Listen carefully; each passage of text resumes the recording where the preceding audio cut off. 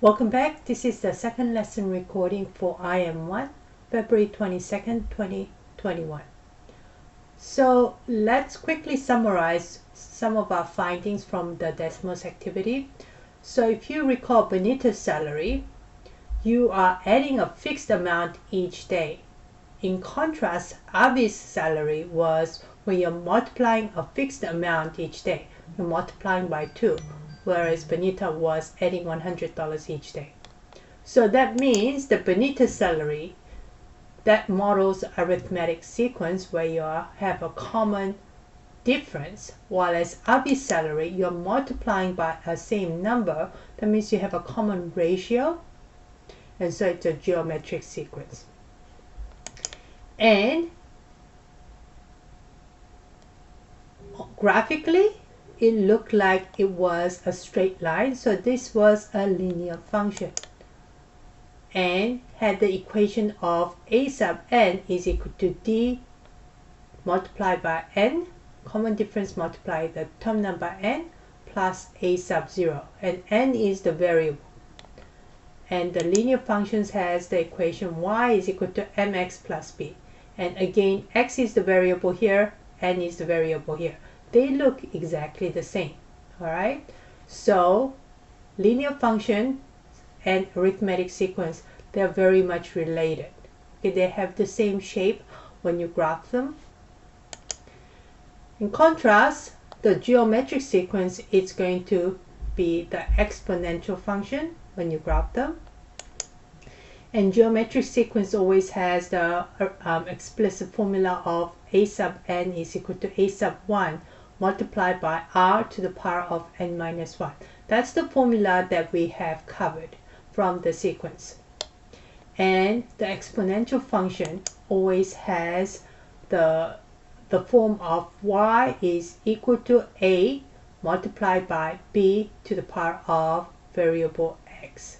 Okay, and notice that there's a lot of similarity here. Instead of a sub 1, the first term value, we have a being replaced there. A sub n is replaced by y, just like that happened over here. And instead of common ratio being raised to the power of n minus 1, you have some b, common base, being raised to the power of x. The variable occurs as the exponent. So that's the exponential function, and it's always going to have the form of y is equal to a multiplied by b to the power of x. So now we're going to be continuing with the Desmos activity on recognizing exponential functions in terms of graph, tables, and equations. And we are going to connect what you already know. Okay? You use your knowledge of geometric sequence to complete cards number 10 to 19. Here we go. Okay, is this graph linear, exponential, or neither? Okay, linear should be making you think about a straight line. Is this a graph of a straight line? Yes, it is. So it is a linear graph. What about this? This looks like a geometric sequence growth, doesn't it? Okay, and we said that geometric sequence is related to exponential, so this is the exponential function. What about this? Okay, this is not linear, it's not a straight line, and it does not look like an exponential function, and this is neither. Okay, what about this? Is this linear, exponential, or neither? It's a straight line, that means it's a linear function. What about this? It looks like it's decreasing. It approaches 0 but never quite get there. Okay, and this again is exponential, and in this case the common ratio is less than 1. So you are multiplying by a fraction, or you could even say you're dividing by some number. So each time the number is decreasing by a factor of r value, common ratio. Okay, is this table Is the data in the table linear, exponential, or neither? How do I figure this out?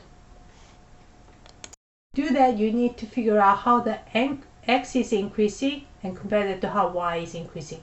X is increasing always by 1. 0, 1, 2, 3, 4, 5.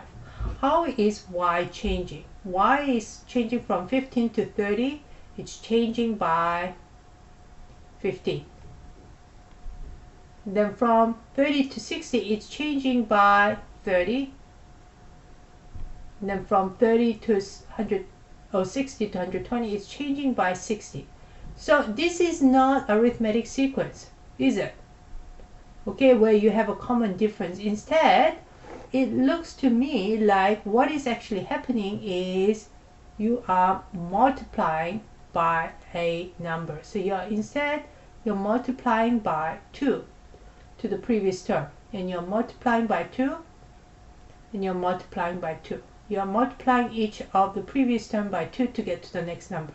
So this has a common ratio. That means it's an exponential function. Okay, so this is going to be my exponential function because this is a geometric sequence. Okay, what about this? Looking at this model, how is this changing? Our x is again changing by 1 only, but the y is changing by how? It is increasing by 15, and then another 15, and another 15, and another 15. Okay, so we have a common difference. That means this is going to be arithmetic,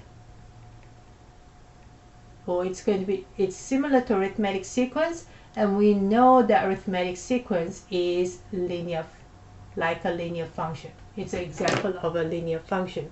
So we say it's going to be a linear function.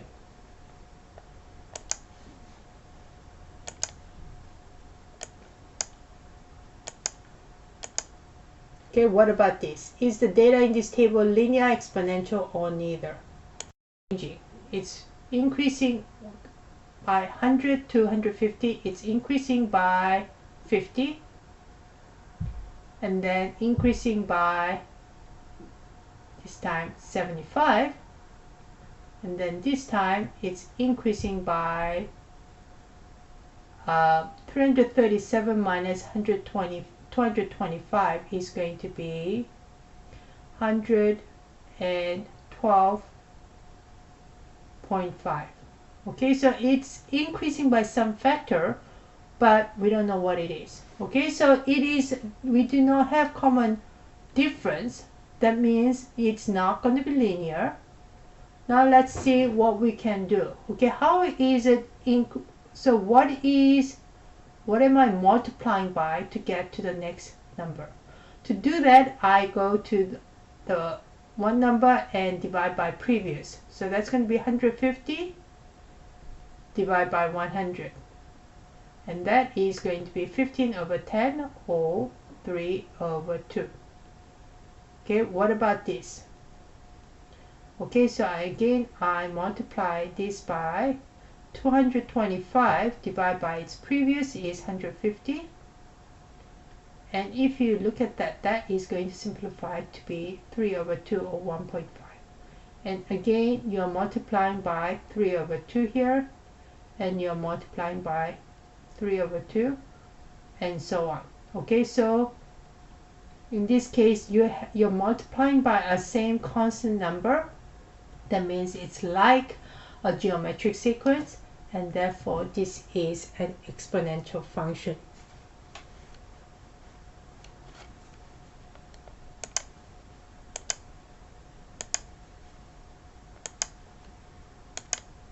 Okay, what about this? Okay, 4, 1, negative 2, 5, negative 5, negative 8, and negative 11. What's going on here?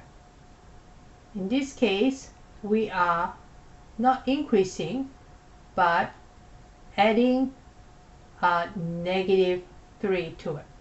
And you're subtracting 3 from it, or you're adding a negative 3 to it. So common difference is -3. So it's like an arithmetic sequence, which means that this is linear function. And then finally, number 19. What about this? 800, 400, 200, and it's decreasing. But it's not decreasing by the same amount, because you're decreasing by 80 to 40 is decreasing by 40 to 20 to 10 to 5. Okay, so it is not decreasing by the same amount, so we do not have a common ratio, a common difference, but it looks like you are dividing by 2, which is same as multiplying by half. Dividing by 2 is same as multiplying by half or multiplying by the reciprocal of the number. So this is same as divide by 2 is same as multiplying by, what is 2? 2 is same as 2 over 1, and it's like if you flip the fraction over, 2 over 1, flip it over, that's going to be 1 over 2, right? It's same as multiplying by half. Dividing by 2 is same as multiplying by half. So in this case you have the common ratio of half, and so this is going to be like a geometric sequence, so it is exponential. Okay, so let's summarize what we discovered from the Desmos activity.